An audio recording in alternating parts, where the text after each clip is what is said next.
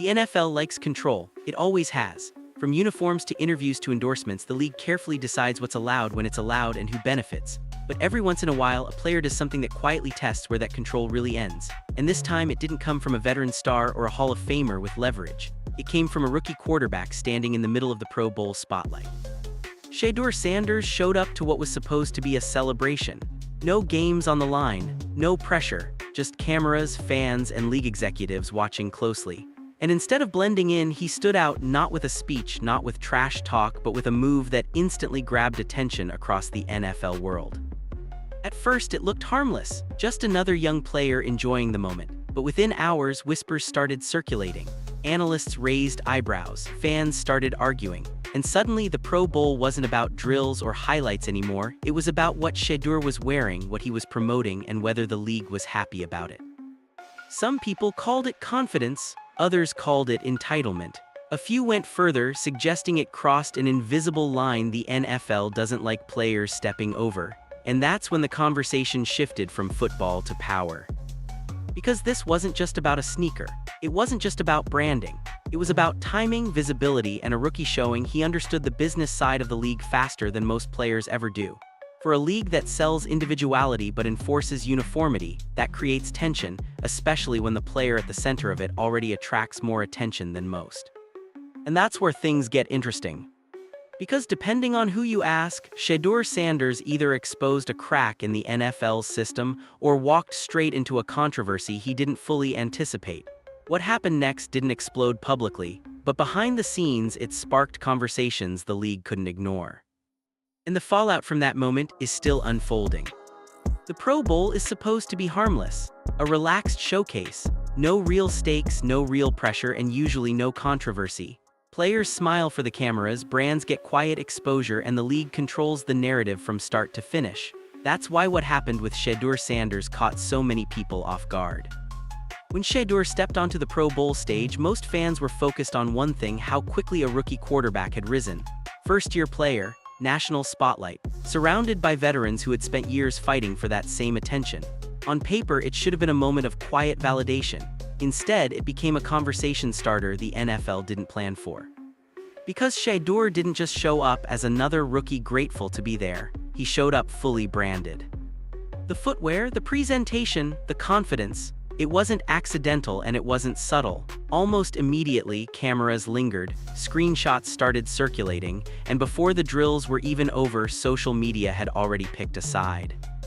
Some fans saw it as smart, a young quarterback understanding leverage early. Others felt it crossed an unspoken boundary, the idea that rookies should wait their turn, especially on a league-controlled stage like the Pro Bowl.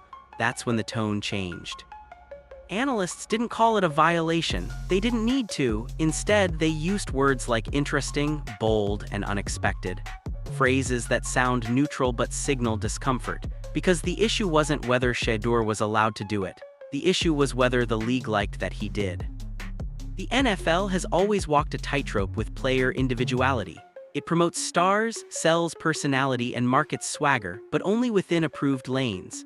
The Pro Bowl is one of those lanes where everything is usually clean, predictable, and sponsor-safe. Shedeur's presence disrupted that rhythm without ever saying a word. And that's what made it uncomfortable. This wasn't trash talk, it wasn't a protest, it wasn't a rules argument. It was a rookie using visibility in a way most players don't try until much later in their careers, and whether intentional or not, it sent a message. He understands the business side of football just as well as the football itself.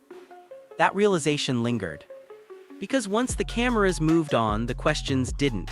Was this confidence or a quiet challenge to how the league expects young stars to behave? Was it savvy or premature?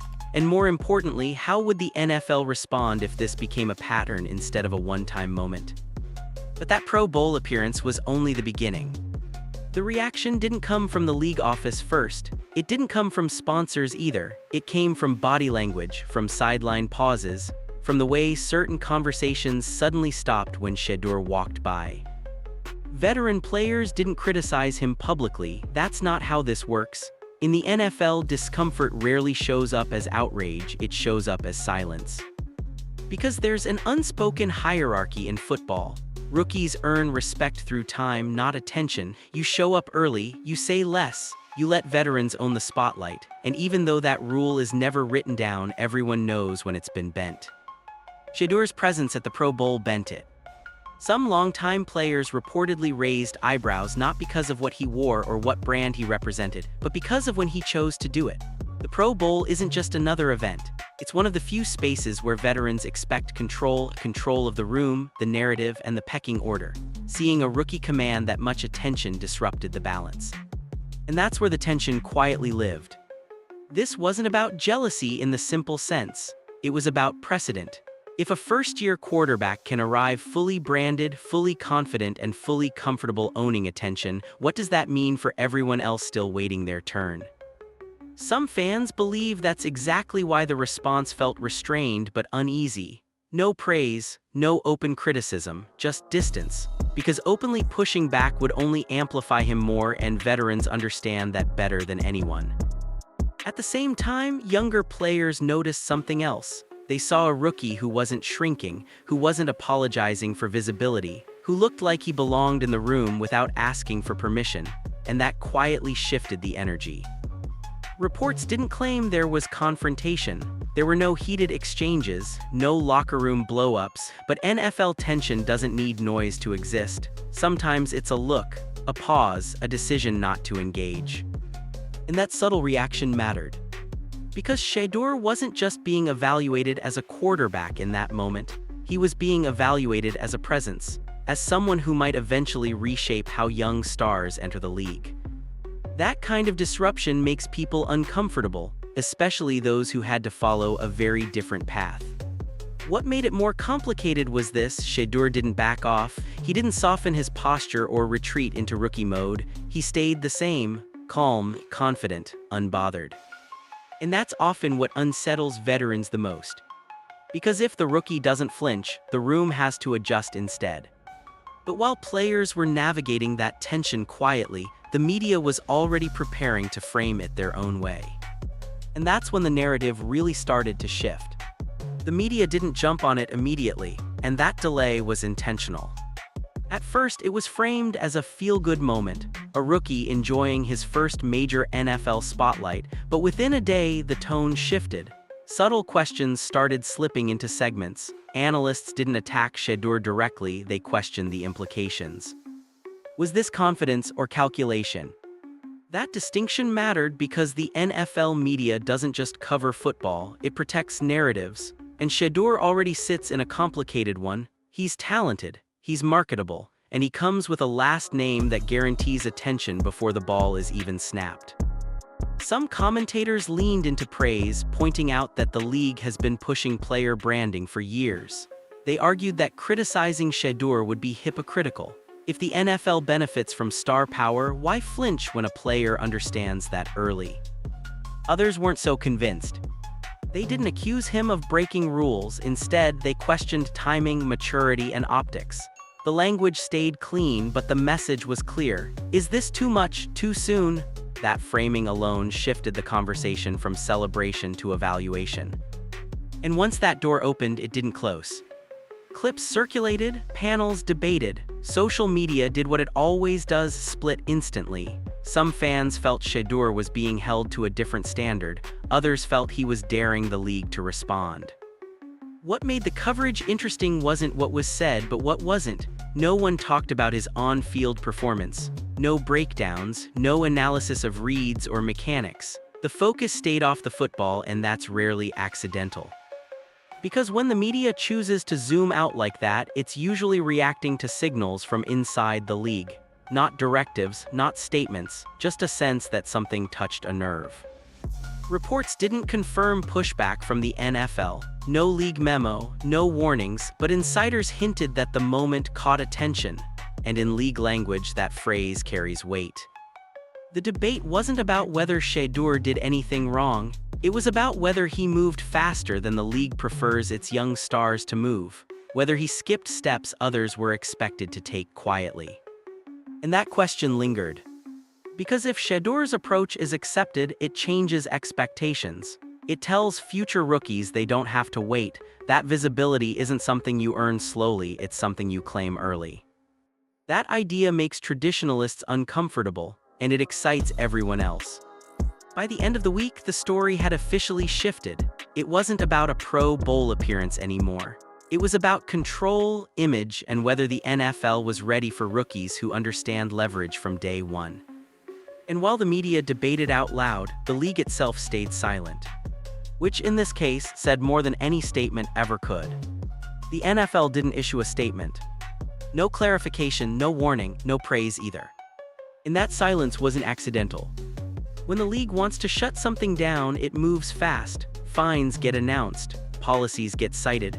League sources suddenly start talking. None of that happened here. Instead, the NFL chose the one move that keeps all options open, doing nothing. That's power. Because silence forces everyone else to speak first, analysts speculate, fans argue, players react, and while the noise grows, the league watches how the room responds. This is where Shedeur's situation becomes different from a typical rookie controversy. He didn't violate a rule that demanded enforcement. He exposed a gray area the league hasn't fully decided how to control yet. The modern NFL wants stars, it wants personalities, it wants viral moments that travel beyond football circles, but it also wants to decide when those moments happen and who benefits most from them. Shedeur disrupted that balance. By turning a league-controlled environment into a personal branding moment, he reminded everyone that attention doesn't belong exclusively to the Shield anymore. And once that idea enters the room, it's hard to put it back in the box. League executives understand the danger of overreacting. Punish him and you look threatened. Ignore him completely and you normalize the behavior. So instead, they waited. That waiting period matters.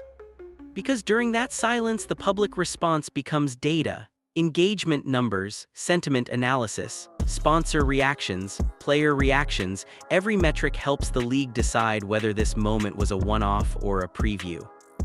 And here's the uncomfortable truth: the response was massive. Clips spread far beyond football media. Sneaker culture picked it up. Business pages discussed it. Even people who don't watch the Pro Bowl knew Shedeur's name by the end of the week. That kind of reach is hard for the league to argue against, no matter how traditional its leadership might be. At the same time, the backlash was real. Hardcore fans pushed back. Former players questioned priorities. The football-first crowd felt sidelined, and the NFL never ignores that group, it just weighs them differently. So the silence continued. Behind closed doors, this is where conversations get uncomfortable. Not about punishment, but precedent. If Shedeur gets away with this, what happens when the next rookie does more? What happens when branding moments start competing with the league's own marketing calendar? Those are long-term questions, and the NFL prefers slow answers. For now, Shedeur exists in a strange limbo, not approved, not condemned, just watched, measured, studied. That might sound passive, but in the NFL, observation is often the first step before control. And the next move won't come from a press release. It'll come from how much freedom he's given next time, or how quickly that freedom disappears. What made this moment truly volatile wasn't the league office. It was the locker room. Because while fans argue online and executives debate optics, players live with the consequences in real time. And reactions inside NFL circles were far more split than the highlight clips suggested. Some veterans saw it as confidence, modern branding, a young player understanding the business side earlier than most ever do. They've watched stars build empires quietly for years and retire richer than their contracts ever suggested. To them, Shedeur wasn't crossing a line, he was skipping steps. But others weren't buying that explanation. To a certain segment of veterans, especially quarterbacks who clawed their way up depth charts with little hype, the moment felt premature. Respect in the NFL has traditionally followed production. Wins, command of the huddle when games actually matter. And for some, the branding surge felt like it jumped the line. That tension doesn't always explode publicly, it simmers. Reportedly, reactions varied by position group. Skill players were more relaxed about it. They understand visibility. They live in a world where endorsements come fast and fade just as quickly. But among quarterbacks, especially backups and fringe starters, the mood was colder. Not hostile, just quiet. And in the NFL, quiet skepticism can be louder than trash talk. This is where Shedeur's situation gets delicate. Quarterback rooms are political by nature. Every rep is watched, every mistake is magnified. And when one player draws attention away from the collective, it subtly shifts how teammates evaluate leadership. Leadership isn't declared, it's granted. Some players reportedly admired how unfazed he looked. Others questioned whether the spotlight would follow him into adversity or disappear the first time things go sideways. That's the unspoken test. No one doubts Shedeur's confidence. The question is how that confidence translates when protection breaks down, when receivers miss routes, when the offense stalls and cameras stop loving you. Veterans have seen hype cycles before. They've seen future faces of the league fade quietly into backup roles. That history makes locker rooms cautious, not cruel. And here's the part fans rarely consider. Branding can actually raise expectations faster than performance can catch up. Once you're perceived as bigger than the moment, every moment becomes a referendum. You're no longer just evaluated as a player, you're evaluated as a symbol. That pressure doesn't come from haters, it comes from teammates who want to win and don't care about narratives when the scoreboard turns ugly. So while the outside world debates whether Shedeur earned the attention, the inside world is watching something else entirely. How he listens, how he responds to coaching, how he handles moments when the spotlight moves on. Because branding can open doors, but only performance keeps them open. And that's where the real tension is building, quietly, patiently, and far away from the cameras. At some point, the NFL had to step in. Not because of the shoes themselves, not even because of the attention, but because of what the moment represented. When a rookie uses league-controlled space to amplify a personal brand, it challenges a system built on carefully managed exposure. The NFL sells individuality, but only within boundaries. Logos are regulated, promotions are approved, messaging is filtered. That structure is what keeps sponsors comfortable and partners protected. And when those lines blur, the league reacts not emotionally but strategically. According to reports, league officials weren't caught off guard by the buzz, they were caught off guard by the speed. The rollout wasn't slow, it wasn't subtle, it was immediate, visual, and impossible to ignore. Within minutes, cameras caught it, social media amplified it, and suddenly the narrative was out of the league's hands. That's when internal conversations started shifting tone. This wasn't about punishing a player, it was about precedent. Because if one rookie can turn a league event into a personal launchpad, others will follow. And not everyone will do it as cleanly or as carefully. From the league's perspective, allowing that without response risks turning official NFL events into open marketing zones. That's a slippery slope the league has worked for decades to avoid. So the response was measured, controlled, quietly firm. No public blow-up, no dramatic press conference, just reminders of policy, boundaries, language about unauthorized commercial activity that sounds dull on paper but carries weight behind closed doors. To fans, it looked like overreach. To the league, it was risk management. And here's the part that complicates everything. Shedeur didn't technically break new ground. He just exploited a gray area faster than most players would dare to. That's why the response felt restrained. The league knew this wasn't a clear violation, it was a challenge, and challenges force systems to reveal their limits. Privately, some executives reportedly admired the execution. Others worried about losing control of the narrative if they stayed silent. The NFL thrives on stars, but it thrives even more on being the biggest star in the room. That balance matters. The league doesn't want to crush personality. It wants to own the stage where personality performs. And when a player starts commanding that stage independently, the power dynamic shifts. That's what made this moment uncomfortable. Not illegal, not reckless, just inconvenient. Because once fans see a player operate beyond the traditional structure, they start asking questions the league doesn't love answering. About control, about fairness, about who really benefits from the spotlight. And while the NFL tightened its language, Shedeur stayed quiet. No apology, no clarification, no walk back. Sometimes silence says more than statements. And that silence left one question hanging in the air, not just for the league, but for every player watching closely. If this is allowed once, what happens the next time? Away from the cameras and comment sections, the reaction inside football circles looked very different.